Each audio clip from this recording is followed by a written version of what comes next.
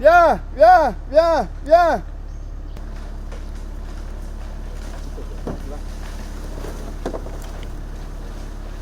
Viens, viens, viens, viens, viens. Erwan est éleveur bovin à Canala. Son élevage est labellisé BioPacifica depuis près de 2 ans. Avec un cheptel de 60 têtes de bétail, dont 30 vaches mères, il fait partie des 6 éleveurs certifiés bio au pays. Erwan s'est lancé dans l'élevage en 2016 et vendait ses veaux directement à l'OCEF. Et c'est à partir de 2019 que j'ai reçu les premiers cheptels. J'ai racheté un nouveau cheptel. L'ancien, on l'a vendu. Et les petits, j'ai commencé à les vendre en 2020. C'était 3 à 4 camions l'année. Il avait un chiffre d'affaires d'environ 5 millions à l'année. Malheureusement, en janvier 2022, l'éleveur est victime des inondations et perd la moitié de son troupeau. Contraint de revoir sa production à la baisse, il décide alors de s'orienter vers l'association Bio-Calédonia. Et du coup, j'ai eu du mal à faire passer ma viande à l'OCEF parce que le chargement, c'est minimum 12. Et comme je n'ai pas beaucoup de vaches, ils refusaient de monter à Canala pour 4 ou 5 veaux. C'est très dur. Moi, ça fait depuis 2022, j'ai plein de retard de paiement.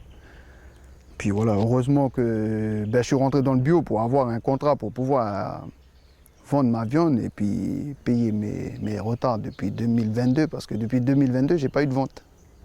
Sous l'impulsion des éleveurs, en décembre dernier, une commission viande bio est créée au sein de Bio-Calédonia. Elle a pour objectif de structurer la commercialisation de la viande bio et de développer la filière. Une action qui entre dans le cadre du programme Protège, dans lequel s'inscrit la Nouvelle-Calédonie et la Polynésie française. Le label BioPacifica demande une grande traçabilité.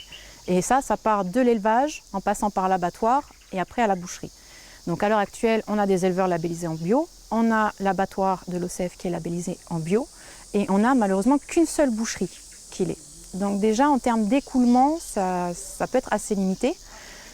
Il faut vraiment que les éleveurs s'organisent entre eux pour ne pas sortir les animaux, on va dire sortir les animaux en même temps. D'où justement la création de cette commission de viande bio.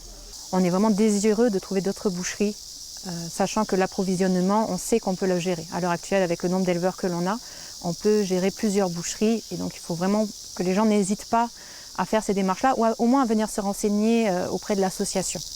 Grâce à cette commission et avec le soutien de Bio-Calédonia, à partir du mois de mai, Erwan pourra de nouveau commercialiser sa viande à la hauteur de son cheptel et rembourser ses dettes.